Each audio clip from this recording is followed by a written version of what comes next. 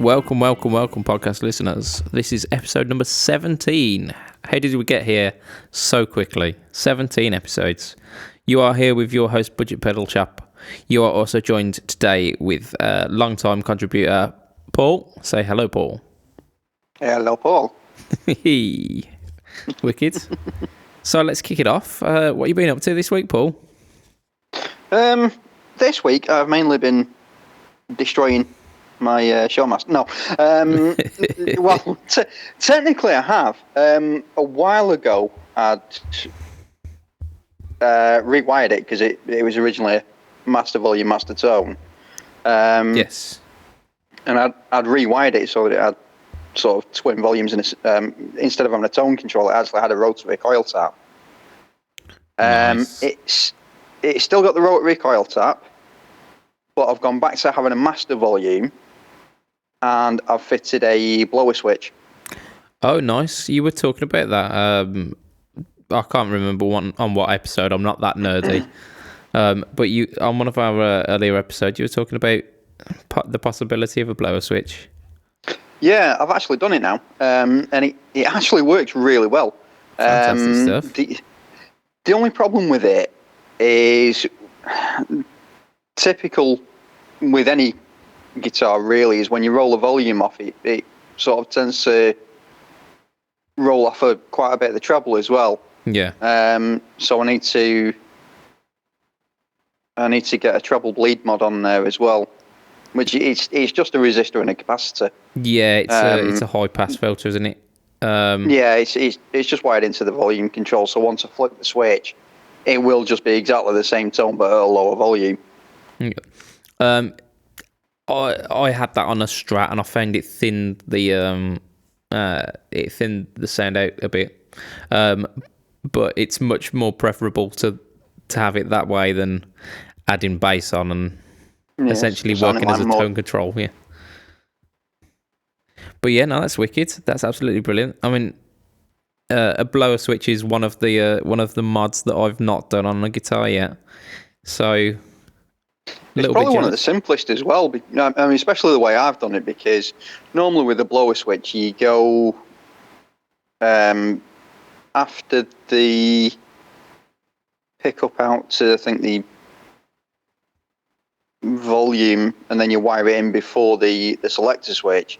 So when you flick it, no matter what pickup selection you've got or what your volume control set at, you're at full volume on your bridge pickup. Yes. I didn't want that. I still wanted the ability to select my pickups.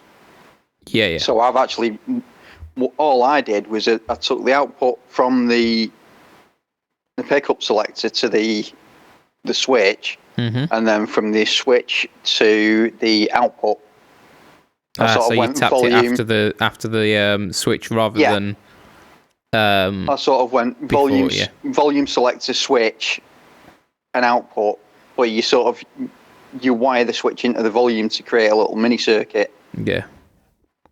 No, that's really cool. Well, like I say, it works really well because, like I say, it's just a case of, you have it off, so to speak, for your. You've got your full volume control, so you can turn it down for your rhythm, and then you flip the switch, and you've got a full screaming output for your lead sounds. It's brilliant. That's what I like to hear. Cool, nice stuff. So I think this week, if you've been keeping up with my Instagram, you'll know that I've been tinkering around with a pedal kit. This week has very much been applying coats of paint, rubbing most of it off because it's not level, applying coats of paint, rubbing most of it off because it's not level, applying coats of paint. And I think that's the curse of the amateur spray painter, isn't it? Yeah, well, I'm not in an ideal environment, and the paint itself is not great. It's very, very old. I've had it for about somewhere approaching 10 years. And the primer was rubbish as well. You heard that adage about the bad workman blaming his tools, haven't you? Yes. It's very much what's happening here. I got to a point where I just gave up and just went, you know what, that looks okay, it'll do. So I've added my my final design on at the moment, and I don't think, I'm not sure I'm going to be sharing it with the public because it's a little bit immature. I remember when I had a red mountain bike, and I decided I didn't like it just being red because it was like Ferrari red. Nice. And I was like, do you know what? I think it'd look really cool would be Ferrari red front end and then a purple back end. Yeah. But trying to do it as a blend, and I sort of tried to blend a solid Ferrari red into a metallic purple. Yeah. But the front was all nice and neat because I kept the colour of the front end. The back end was just a massive runs and clumps and all sorts. Nice. Give that up as a bad idea. Yeah. You live and learn, though, don't you? And the more mistakes you make, the better you are getting at it, because you figure out how to fix your problems rather than just doing it perfect first time. Anyway, so, I mean, that's been my week, and we're going to talk a little bit more about about my journey into pedals later on. We've got maybe some a change of direction this week, because the last couple of weeks there's been a lot of negativity in the press about Gibson, and we've taken that and we've run with the with the negativity. So this week is going to be our official positive Gibson cast.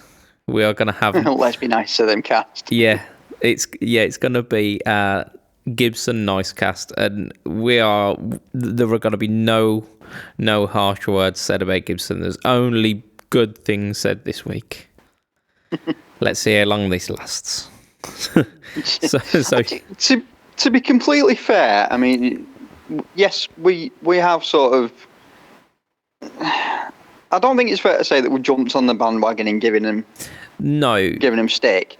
It's been we constructive. Have sort of pointed out. Yeah, we've sort of pointed out where the failings are, but it's made it seem like they've more failings than anything else.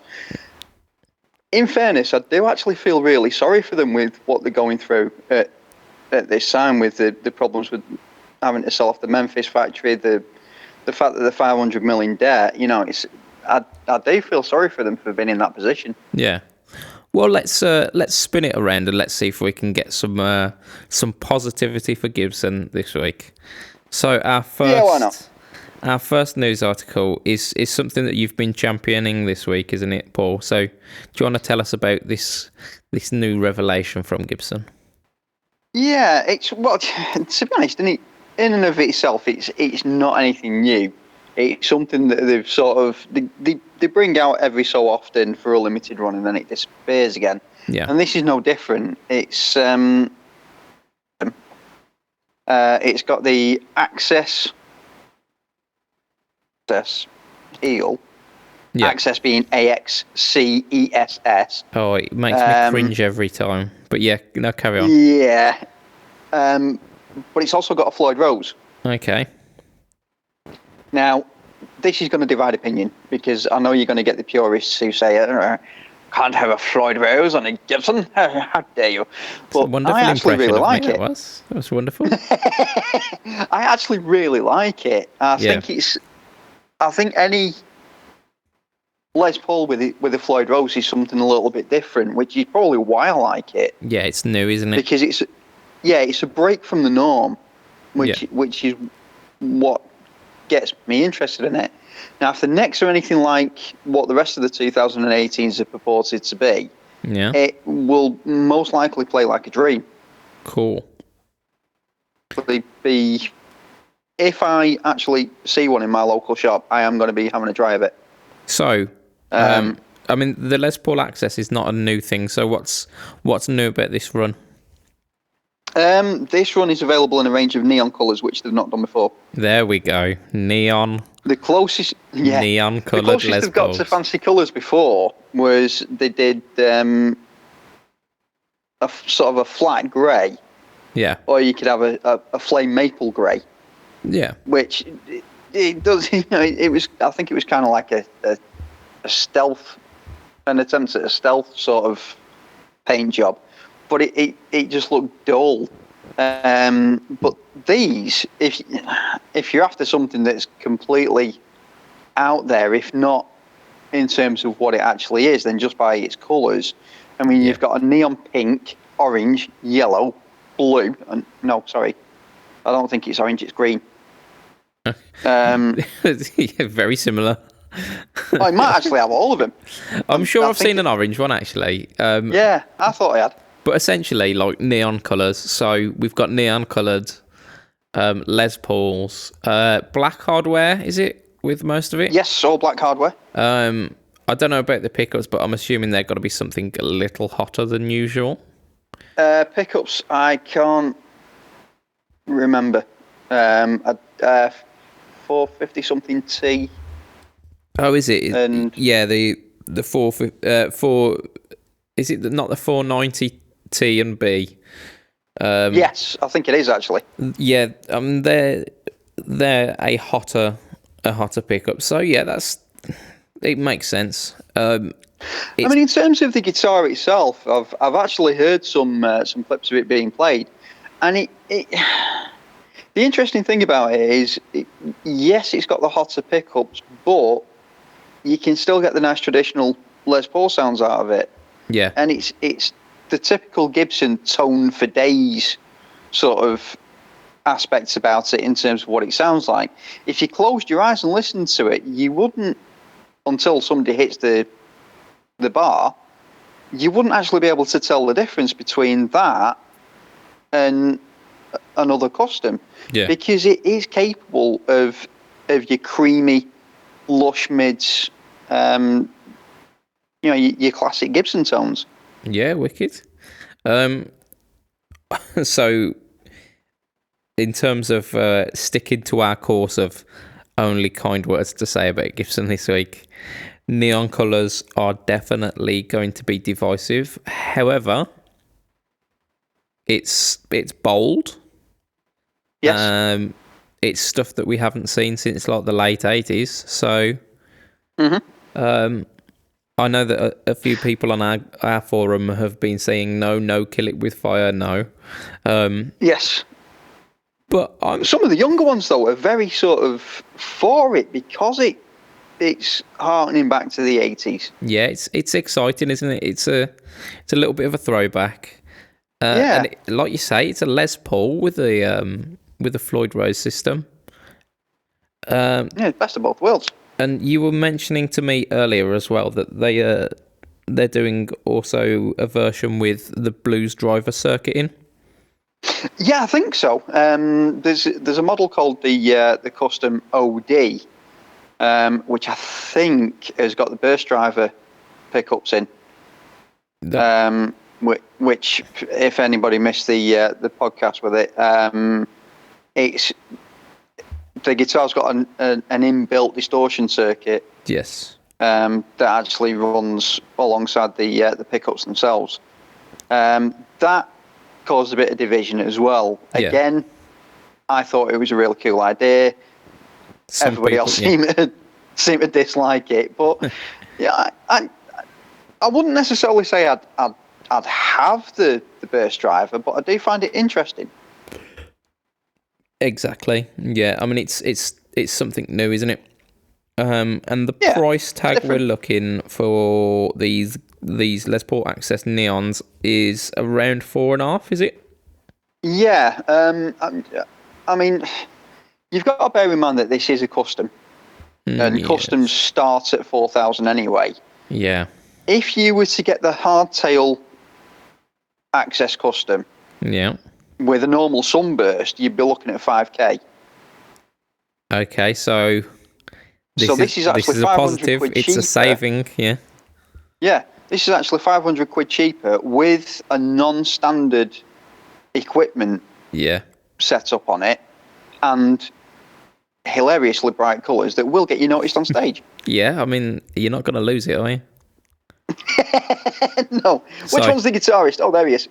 So I mean, for that alone, for the fact that it's something new, it's something daring, and it could just be the thing that Gibson need to kind of get them out of this funk. I'm gonna give it a big yay. I'm gonna give it a thumbs up. Yeah, me too. I mean, like I say, it's completely breaking away from tradition, but Yeah. and it is only a limited run. But if you take it for what it is, it's Gibson showing their fun side, Yeah. which I think is something that they've needed to do for a long time. Yeah, yeah. I mean, some people do mention that Gibson have these really weird models that get left behind in the annals of history, and people only ever remember the classic shapes in the standard finishes. But if it's a bit of fun, some of the weird shapes like the Moderna need to be left behind. Oh, but dear, yeah. you know, yeah, definitely. But no, I think it's, although it's not something that I would buy, and $4,500 is definitely out of my price range. I'm cool with it. I think it's something different. yeah. I mean, if you're in the market for a Les Paul, then it is definitely worth checking out if you want something that's a bit different. Yeah, we're gonna move it swiftly on to something that I think has got lots of broad appeal. There's another take on a classic shape that Gibson have teased this week, which is the 355. Sorry, Black Beauty. So again, for those who are unaware of the Black Beauty, is a triple pickup custom. It's usually a Les Paul ebony with 3 pickups. This is a 335 version of that. Sorry, a 355 version of that. You're probably right, actually. It probably is only called the 355 because it's got the 3 pickups. I think no, the 355 is the standard big semi-hollow shape Gibson, but they do so many of them, don't they? They do the 345 as well with the very tiny switches. But anyway, 330, 335. yeah, the 175 and all. Yeah, it gets to a point where you just can't remember which one's which. It's like the Ibanez numbering system as well.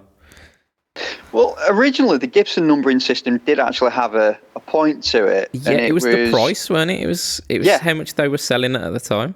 And I'll tell you what, it was relative to its price value, but that's gone completely out of the window, and it's ended up with slight variations to sort of depict that it's not a 335, it's slightly better, so it's a 345. It's they've gone a bit nuts with it. But if Gibson want to sell me a 355 for 355 quid, I am not going to complain. You would have done in 1952 when that was a year's wage. Yeah, but anyway, let's swing it back to this absolutely beautiful piece of kit. So, like I say, triple pickup, 355. So semi-hollow with 3 pickups. I am not aware of any triple pickup semi-hollows in the Gibson range. I know Epiphone had a 3 pickup P90 Riviera, which they've had it in their arsenal for a while. But this Black Beauty, the Riviera, is that not the one that James Bay plays? No, that's the Century. That was it. And that's a single pickup. That's like 1/3 of a triple pickup guitar there. So something that's a bit new about this Black Beauty. Sorry, I'm talking away from the mic there. It's going to sound horrible on the playback. This is they've designed a new pickup for it, I believe. It's called the MHS, and I don't know what it means. I don't know how it sounds, but it's new and I like it already. It's mighty hot shit. The switching system as well, as far as I'm aware, is a very strange one. So we've got 2 volumes, as you'd expect, but it's only got 1 tone, and it's got a blend pot, which I assume blends in the middle pickup, which at my count would give you 6 different pickup configurations. However, Gibson are boasting 7, so I literally haven't got a clue how that works. So I'm waiting with bated breath to see some videos of this. I just saw the word kill switch, and I know that's definitely not got anything to do with this 355. It's not got a kill switch in it. So, what are your opinions on this 355? I'll ask you that before I tell you the price. No, right, the weird thing is, I've never been a fan of like the big box Gibsons, but this does actually look pretty stunning. My only question about it would be how much difference that middle humbucker makes. Oh, absolutely zero. Absolutely. I was going to say, I mean, bearing in mind, my two guitars, I've got a twin humbucker, I've got a HSS, and I struggle to find a use for my middle single coil. And in fact, my wife's Strat, I struggle to find a use for the middle single coil on that. I absolutely love middle position single coils. I love them. I'm neck, bridge, and that's it. I don't care if it's got a middle pickup. But I suppose I follow Richie Blackmore in that. Yeah. In that, because his never signature uses middle pickup either. Yeah, his signature has a dummy coil in the middle. Yeah. And has 2 Seymour Duncan quarter pounders, bridge and neck, which is not even single coil sounding, really, is it? No, his original guitar, he actually had the bridge and middle single coils. I think he disconnected the middle and then just bolted it down as far as it would go, so it was out of his way. Yeah. I mean, he's not the only one who's done that, actually. There were quite a few people who slammed the middle pickup. If I remember rightly, I think Yngwie might slam the middle. I don't think he disconnects it, but I think he slams the middle. Yeah, but Yngwie really does style himself on Richie Blackmore just twice as fast. Yeah, honestly, if you slowed his licks down, you'd find Deep Purple in there somewhere. Yeah, I dare say you would, because Richie Blackmore's his absolute hero. Yeah.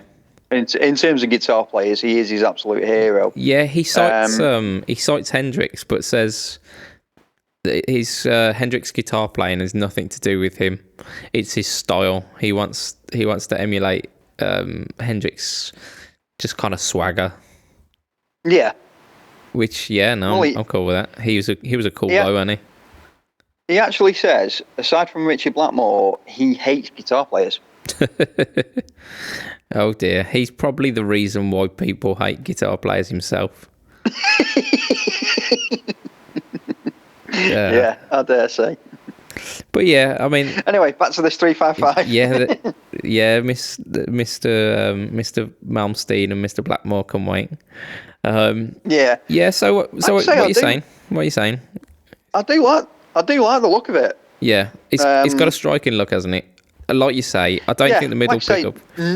Yeah, I don't think it's going to do anything. Never been a fancier of a big box Gibson myself, because I like to be able to crank the gain on it. Yeah. But I've been getting a lot into the likes of B.B. King and Albert Collins recently as well. Mm. So I probably would actually be willing to give it a crack.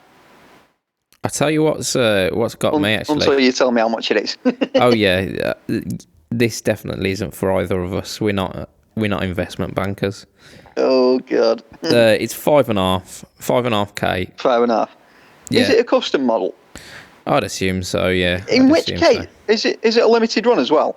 No, I don't think so. I don't think because they were, like I say, there's not much info on the web about it at the moment. So we'll probably revisit it again. Well, that said, I mean, yeah, for a brand new, I mean, all right, it's not necessarily a brand new design, but it's got some tricks up its sleeve that Yeah. no previous Gibson has had before. Yeah, I mean, Well, pickup's been all designed right, for it as well, yeah. Yeah, exactly. It's got a brand new pickup in it that's been designed specifically for it. It's got a trick little pickup selection system, Yeah. and you've never seen a three pickup box body before. No, I Like haven't. say that, I mean, that's like not... you said, that was limited to the Les Paul Black Beauties. Yeah, it's not to say that it hasn't happened. I think with all that, I think with all that in mind, 5.5, you would expect that for it. Yeah, I mean, I'm not all that happy with Gibson's pricing at the moment, but it's in keeping with their pricing, isn't it? So Yeah. Yeah, it's all good. It's getting a massive yay from me. I mean, it just looks cooler than a penguin in pajamas. Yeah, surprisingly for me and Gibson, it's getting a yay from me as well. Cool. I reckon that kind of wraps our overtly happy Gibson overlook this week. Let's hope they can keep this momentum going. Yeah, I hope they do for their own sake. Let's move on to something tangentially related. So we mentioned Floyd Roses earlier. You've got a product by the company of Floyd Rose themselves. Yeah. This isn't in and of itself a new product. It was originally released back in May of this year, but you can class it as a new product because they had to recall it, and they're actually officially releasing it again next month. It's the Floyd Rose Dead Arm. Now, what it is I think you can get a Floyd Rose unit with it actually fitted to it, but it's a retrofit for an existing Floyd Rose unit. Okay. And what it entails is you've got a little circuit that goes into the back of the Floyd Rose. Yeah. And then joins into the guitar circuitry, much in the same aspect as my blower switch, but it's a kill switch. Yeah. But it's a kill switch. The kill switch itself is actually in the end of the arm, and there's a contact that goes right through the body of the arm and joins in with the circuit once you actually bolt it into the bridge. Now, the reason they had to recall it is when they released it back in May, the only time it would actually work properly is when you had, if everybody's familiar, well, if anybody isn't familiar with the way a Floyd Rose arm mounts to the bridge, it's not like your usual Fender screw it into the bridge type. It's you push the arm in, and then you've got a little grub collar that bolts down onto the bridge. The problem that they were having was if that grub collar wasn't completely tight, then it wouldn't form the circuit properly. Now, the problem that caused is it meant that you had to have the bar locked in position at all times. Yeah, you couldn't have it floating like a lot of people who use the arm do. Yeah, I mean, if you tried to, I mean, like most people like to have the arm down by the controls until such time as they actually come to use it. But if you tried to do that, if you locked it in place with the arm down by the controls, you pull the arm up to use it, and although you may only move the collar about 1 millimeter, it was breaking the circuit. So you'd either lose half your signal or it'd completely cut it out. So, having to constantly make sure that collar was screwed in, you were doing that more often than playing the actual guitar. Yeah. Fair play to Floyd Rose. They realised that this was an issue. Yeah, they recalled it. They sorted the issue out, and they're releasing it again officially next month.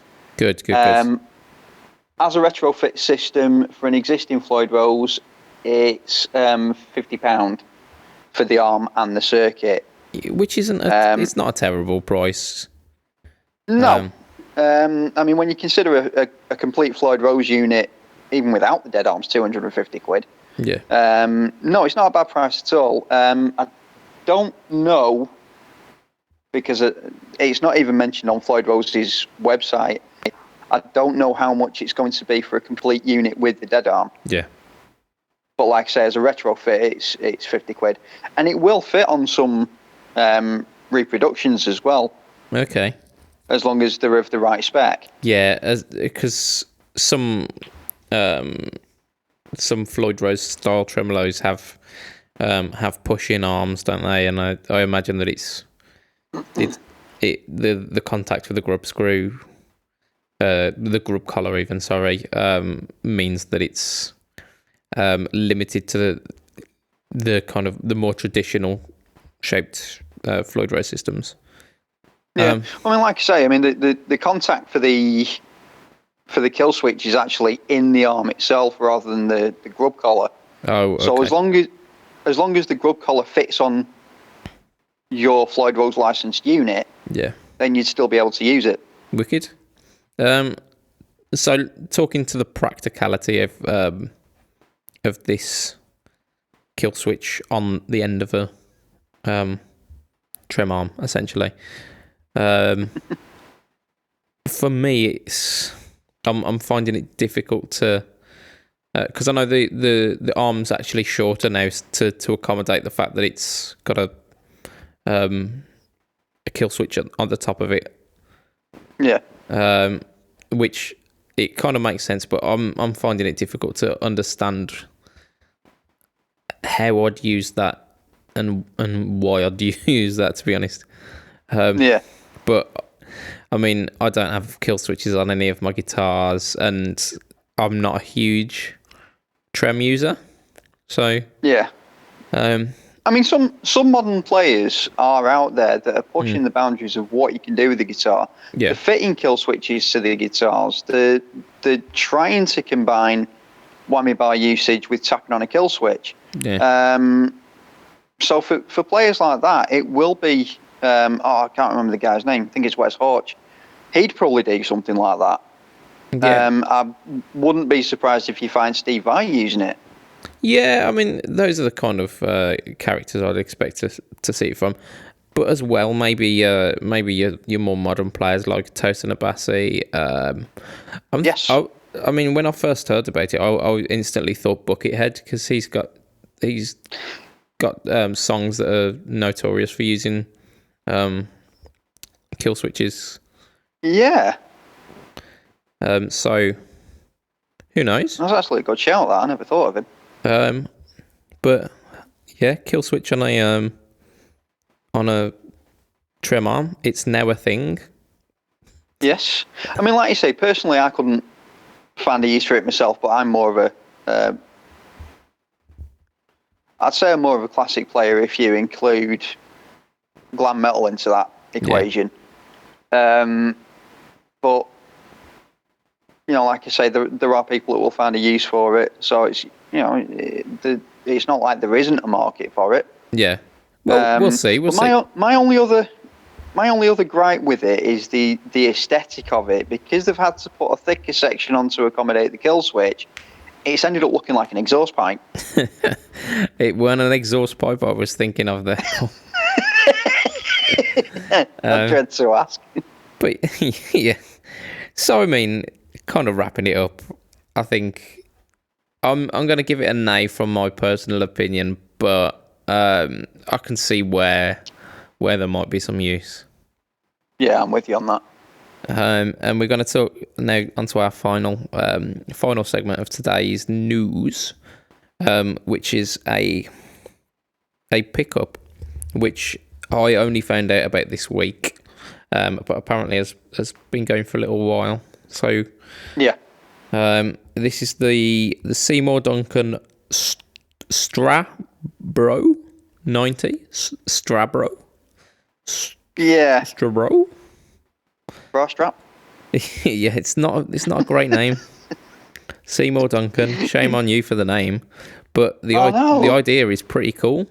So it's a single coil pickup, a strap pickup essentially, which is supposed to be voiced to sound like a P90. Yeah, I think it's got It's got a different magnet and coiling to give it the output of a more akin to a P90 than a standard Strat pickup. Yeah. As far as I'm aware, they use thicker copper wire with P90s, so that might have been something that they used with that. Yeah, most probably. But yeah, I mean, I've not heard any sound examples, unfortunately, yet. I've heard one, and I wasn't able to compare it to any sound examples of a P90, but it does have that extra punch over a normal Strat pickup. So I mean, that's a step in the right direction. It does sound slightly richer, yeah. Yeah. I think the reason we haven't really heard much about it in the past is it was previously a custom shop only option. Yeah. Whereas now I think they're starting to advertise it because they've brought it into the standard ranges. Main catalogue. I saw they did a quarter pounder humbucker in the custom shop, and I love the Seymour Duncan quarter pounder. So I was very excited about that, but I think that remained custom shop as well. I think a lot of the fancier pickups that Seymour do actually all started out as custom shop options, and then as popularity grew, they then changed over to be main catalogue. I mean, I think the Invaders started off like that as well. They've got one called the Custom, haven't they? Yes, they have. They had the full size 59 humbucker. Yeah. They added a custom coil to it, which is it sort of then gave you had one coil was vintage voiced, the other coil was modern voiced, which is why it was the custom 59. Yeah. So it sort of gave you the capability of going between sort of vintage sounds and more modern sounds, which I think is what the Iron Gear Rolling Mills is actually designed off of. Yeah, brilliant. The custom is actually both the coils and the more modern sounding coils, but they do actually still give you the ability to get some vintage tones out of it as well. Cool stuff. Swinging back around to the Strat Bro. The Bra Strat. Yeah, it's so cumbersome. I'm never going to be. It's just I'm never going to be able to refer to that as anything else now. It doesn't flow delicately from the tongue. It feels like a chore. It sounds like something that's come from the ghetto. But Strat Bro. We looked at some alternatives, didn't we? I already knew about there's a custom shop in the UK, I think in Manchester, called In the Creamery, and they've been producing a P90-ish single coil for years. You've actually got one, haven't you?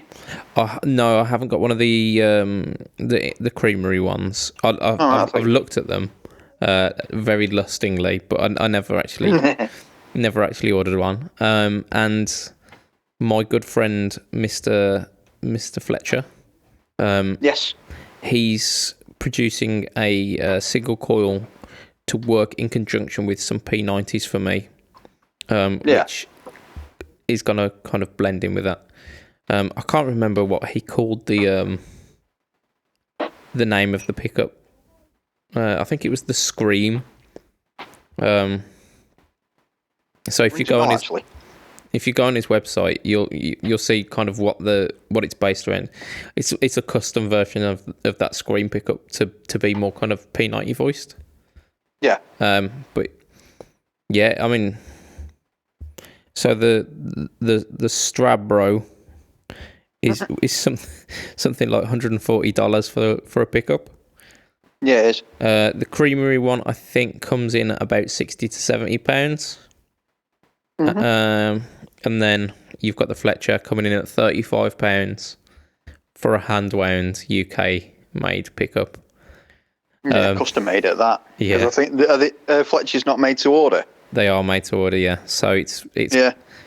I mean, he's got a menu to order from, but he'll very much tailor make it to your specifications within that as well. So for me, it's a no-brainer. But Yeah, it is to me as well. I'd be very interested to do a shootout between the three. But I mean, it's funds and time permitting, that isn't it? Yeah, I mean, I've like we mentioned about the Custom 59, and I said that the Iron Gear rolling mill seems like it was designed off it. Yeah. I did try and do some sort of comparisons in advance before I plumb for the rolling mills. Now, I can't really find in terms of sonic abilities, I can't find much of a difference between the two. Yeah. I dare say the Seymour Duncan does have an edge somewhere. I just don't know where it is. I mean, the rolling mill just completely fits my preferences. So, I mean, for me, paying 35 quid for a rolling mill, yeah, or paying, I think it was like 90 quid for the Custom 59, I'm going to go for the rolling mill. Yeah, I mean, and I'd say the same with the Fletcher in the Creamery. You know, if I was after, if I wanted something sort of off the shelf, yes, the Creamery pickup is slightly more expensive, but it's still half the cost of the Seymour Duncan. But like we said, 35 quid for a custom wound pickup from Fletcher, you really can't argue with that. I mean, I think the Creamery ones, that they're hand wound in the UK and to order as well. I think that's a bargain at the price that they're offering. But then you look at the Fletchers. I mean, I before I found Fletcher pickups, I had about 4 or 5 guitars with DiMarzio pickups in, because I love DiMarzio pickups. Yeah. And I thought I'd try a Fletcher pickup, just see what it was like, see if there was any kind of backup to his claims and whatnot. And now I've got about 7 guitars with Fletcher pickups in, so just 1 or 2 then. Yeah, I mean, I've actually taken DiMarzio pickups out of guitars to put Fletchers in. They are that good. But yeah, I think it's probably enough free advertisement for Fletcher pickups now. But yeah, I mean, the idea behind the Duncan P90 single coil, I'm not even going to bother calling it the Strabro again. No. I like the idea. It's a thumbs up for me. I like it. Yeah. If it was in the market and I insisted on having a big name pickup, then yes, it'd be a thumbs up from me. Yeah. Like I say, in terms of cost, there's equivalents out there that are just as good but far cheaper. Right. So I'm a bit sort of on the fence with it. Yeah. Let's get some questions down us anyway, because why not? Our good friend Sai, who has yet to come on the podcast, we're going to get him on at some point. But he's been absolutely on fire with some of the questions he's been asking this week. And one of them, we'd be remiss not to mention this one. He asked us about the shortcomings of our gear. So do you want to start us off, Paul? I think what I said was the only shortcoming I've got with my gear is the fact that I've not got enough of it. I mean, compared to most other guys on the group, I think I've got the least amount of gear ever. I've got 2 guitars and an amp. Yeah. Whereas certain member of our group posted saying he's scientifically proven that it's possible to get 40 guitars and 12 amps into one room. is also scientifically proven that it's impossible to get in that room. Yeah. But yeah, without going that far, I mean, yes, I've got 2 guitars. I would like an extra 1 or maybe 2 for altered tunings. Oh, it's that classic, that classic meme that you see on all of the guitar forums that says the perfect number of guitars is n plus 1, where n is the number of guitars. Current number that you own. Yeah. I wouldn't even say so much that. It's just purely. I mean, if everything I did was in E standard, or drop D, then I'd be completely happy with the 2 guitars that I've got. Yeah. But to save me having to retune for stuff like Open G and stuff like that, I would say yes, I would have 1 more guitar just to crack that. But it would be of the same spec as the guitars that I've already got. Yeah. So it's not like I'm not happy with what I've got. It's just I need something a little bit more flexible. Yeah. My amp, the only downside to it is the fact that it hasn't got an effects loop. Yeah. But then it is a modelling amp, so why would they give me an effects loop? Yeah, it's all built into it, isn't it? Yeah. But I mean that said, again, in the main, I'm actually really happy with what I've got. Yeah. I mean that's a good place to be. Generally speaking, as well, I'm happy with the equipment that I've got as well. I've got a lot of it because I'm greedy, and I was given a corner to fill by my missus. She says, "This corner is yours. You can have as many guitars as fit in this corner." So I've now been trying to fill that corner, and I've overspilt a little bit. I've got maybe if I take 2 of these stands out, I can fit another guitar in there. That's it. I've started piling high as well to see if I can get any more in. But yeah, I've got quite a few guitars, and generally speaking, so you've got floor to ceiling guitar cases. Pretty much, yeah. It's not looking good for the structural integrity of the corner. But yeah, I mean, need some industrial racking. That's an idea. Sorry, Nick.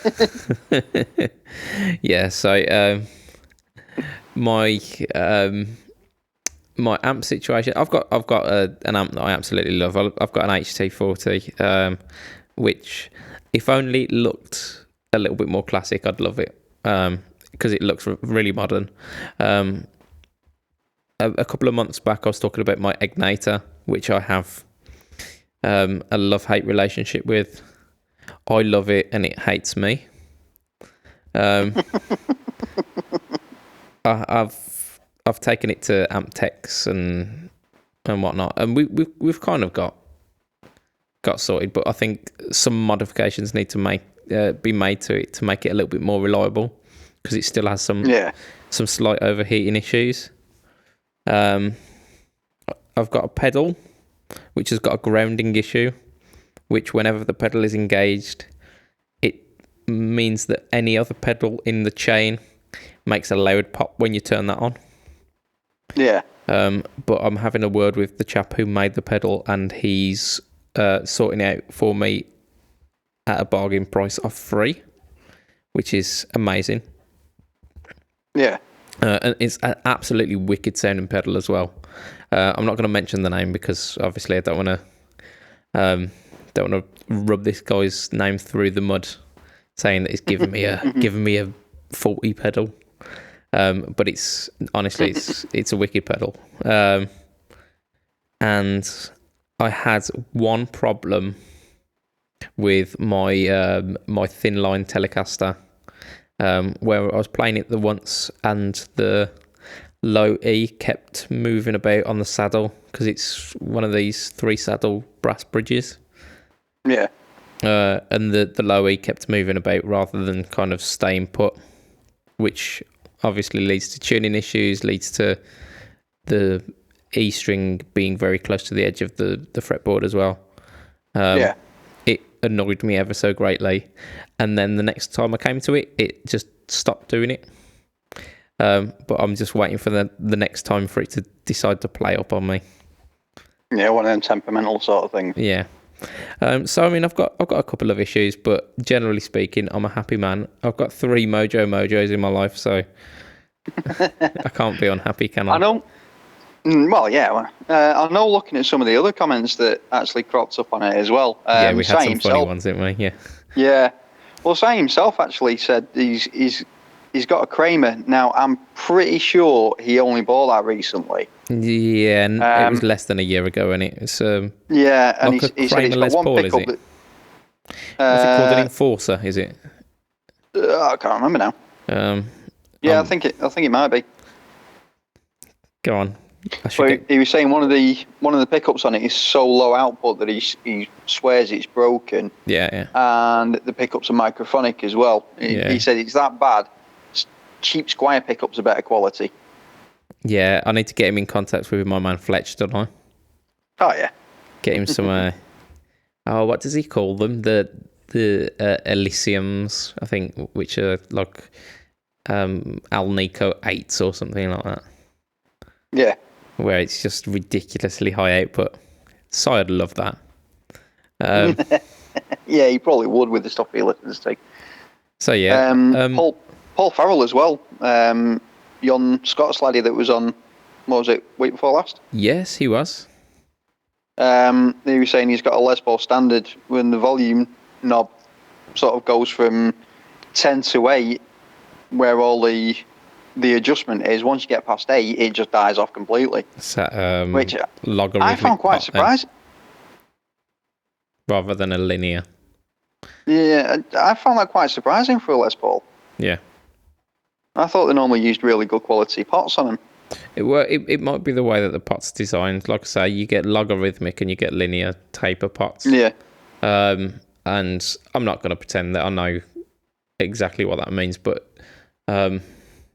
with logarithmic, 80% of your the difference on your pot is within like the first three digits, and then anything past that's kind of minimal. It works on kind of like a parabolic curve. Bloody hell!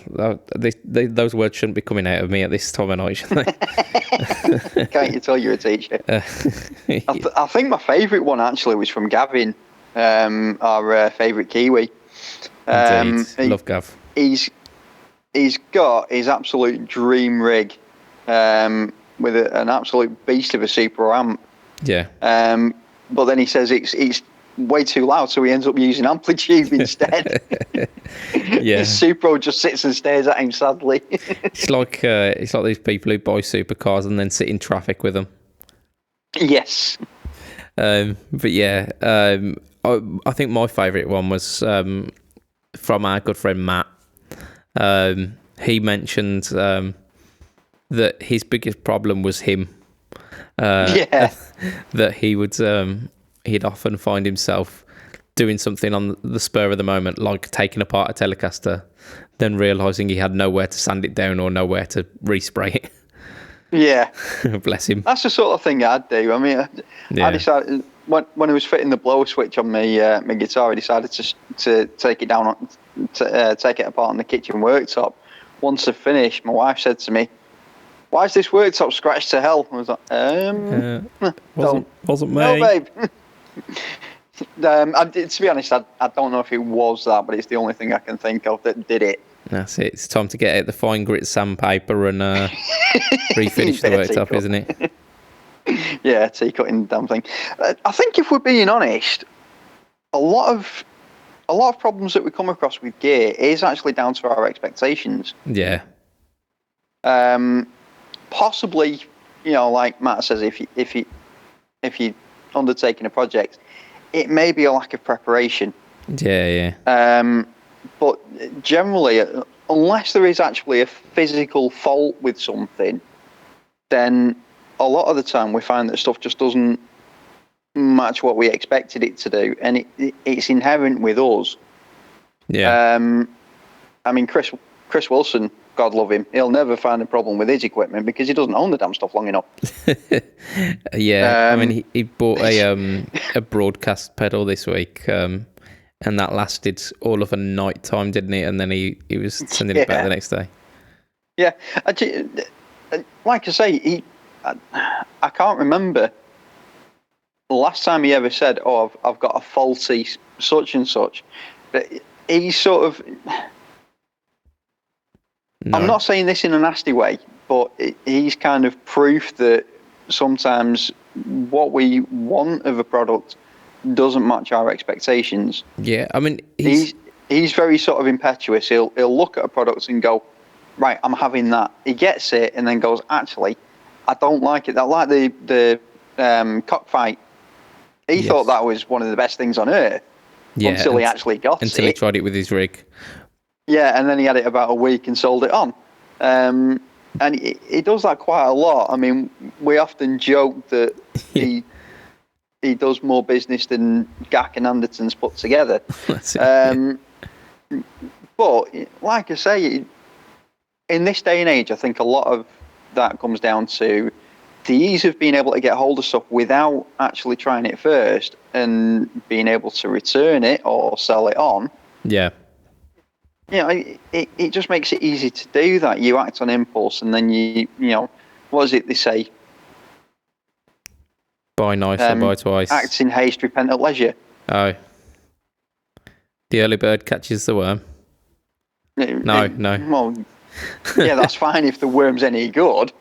I'm just throwing cliches at you now.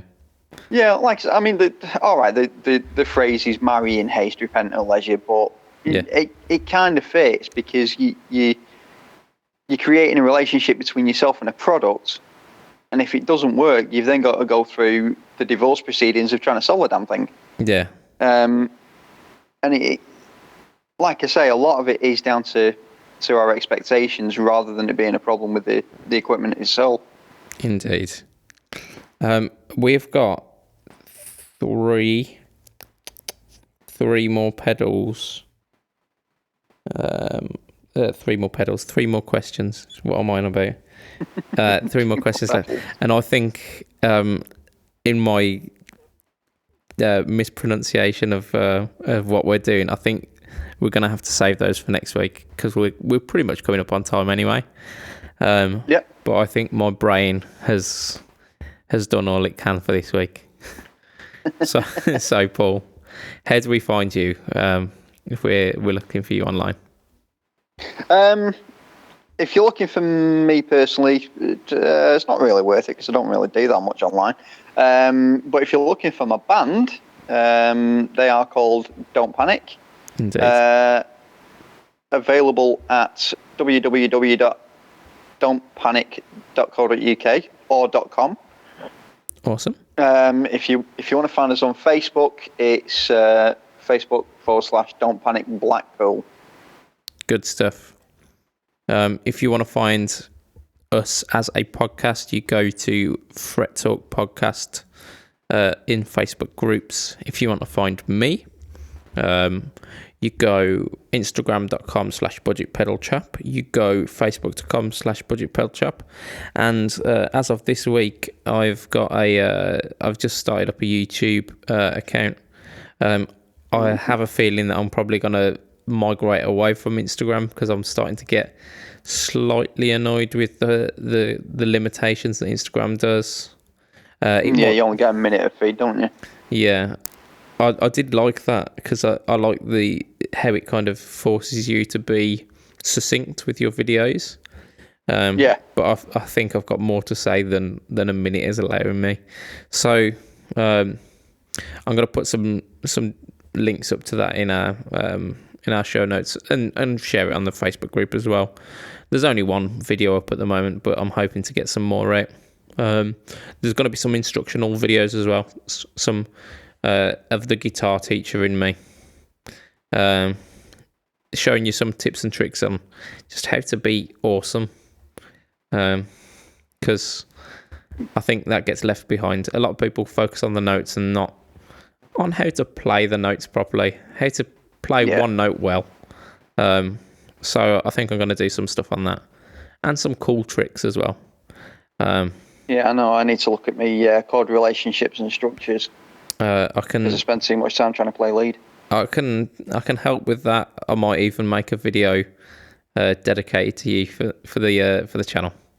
Oh, thank you. So I mean, yeah, I'm open to suggestions and whatnot. So Yeah. that's us for this week. We will see you again next week. We're gonna have a full roster of people next week, with some wonderful Gibson news. So from me, Budget Pedal Chat, from Paul, this is going to be us for this week. Ta-ra a bit. See you later.